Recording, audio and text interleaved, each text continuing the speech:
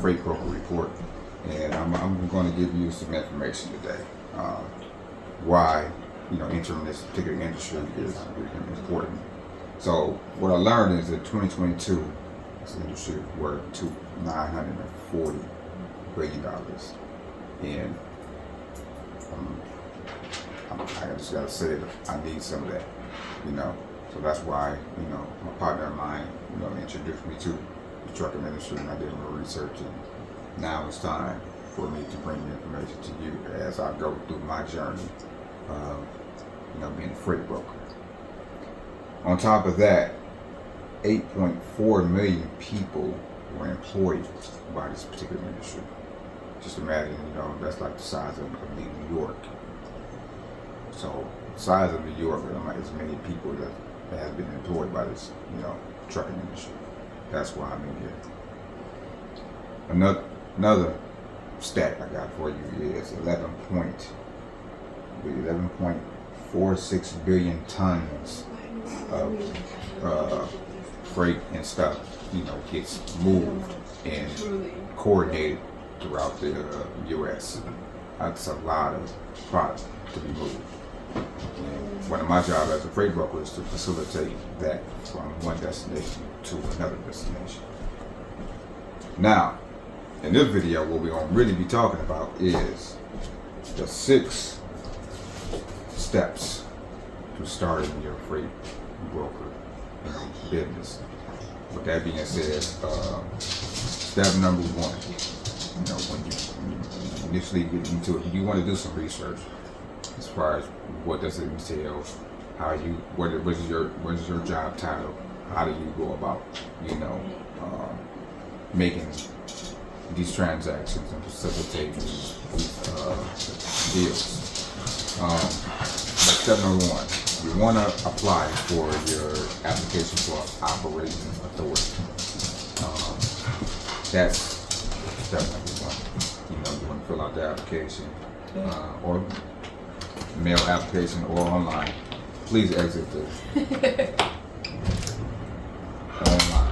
online. That's step number 1. I believe it's the B01. What is that? I believe it's the B01.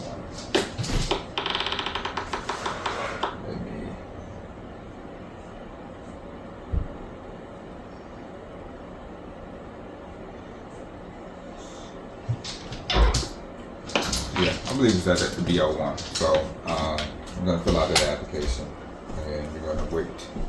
Since you're applying for the operating authority, it's a $300 application. For you to get started. All my comrades out there, this is the reason why I said I'm going to bring this information to you.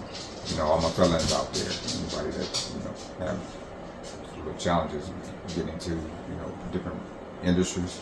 Well, this is one of the ones that you can get into without, having any hiccups. So this is for you, my people. I want the community to know that, this is somewhere, this is a place where you can come into and be able to thrive, make money, and, and make a difference, But we're moving, products from, all different parts of the U.S. So our job is important. Step number 2. Step number 2 would be you're waiting for your grant letter for your MC or your freight forwarding, your motor carrier authority number, license, or your freight forwarding. So you're going to be waiting on that. It takes, I believe, about maybe 2 weeks, 2 to 4 weeks. So I did that process, and it came back. First, I got a first letter letting me. Hold on, let me see if I can find it. I don't have my first letter, but this letter right here just lets me know that I received my operating authority. This is what you would get from U.S. Department of Transportation, the Federal Motor Carrier Safety Administration. So that'll be, while you're waiting on that grant letter, then there's like a grace period. They're going to do basically a background check and see if anybody objects to you getting a authority. motor carrier authority. So anybody can object, just like, I'm talking about when you're going to get married and somebody says they object, it's the same thing. If anybody in the world, let's say, or no, like the U.S. at least, they can object to you, getting that authority, and then they have to provide some type of details of why they think you don't deserve to have a authority. So you have to wait that 10-day period, and then after that, you will either get a yes or a no, I'm talking about from the Federal Motor Carrier Safety Administration. After that, you want to get some insurance. Okay, what I mean by insurance, you're going to need something to be able to protect you as a broker, because you're going to be on facilitating the coordinating the transportation from one destination to another. And if something happens in the midst of you contracting out to a carrier to transport these goods, if something happens, then they can file a claim against your insurance. So you have to get some insurance, whether it's the B84 or the 85, which is a bond. The 84 is the bond, and then 85 is the trust. And you gotta have a lot of money. You gotta have some dollars, a couple dollars to have that trust. Next, you'll want to let me see.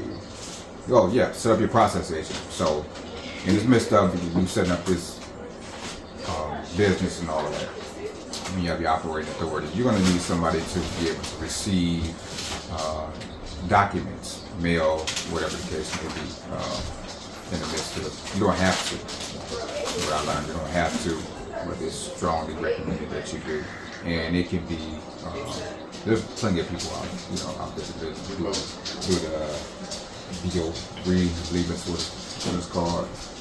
I need to get my terminology a little bit better. But BO3, and get you a processing agent. It doesn't cost, it's like $50. I think it might be like $37, something like that. Okay. And after that, final step number 6 would be, after all previous steps are completed, you'll be issued your certificate. Like I said before, of authority. And now you are able to coordinate and transport or coordinate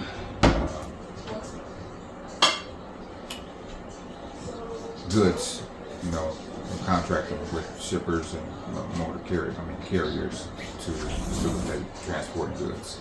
And you have the authority to broker that deal.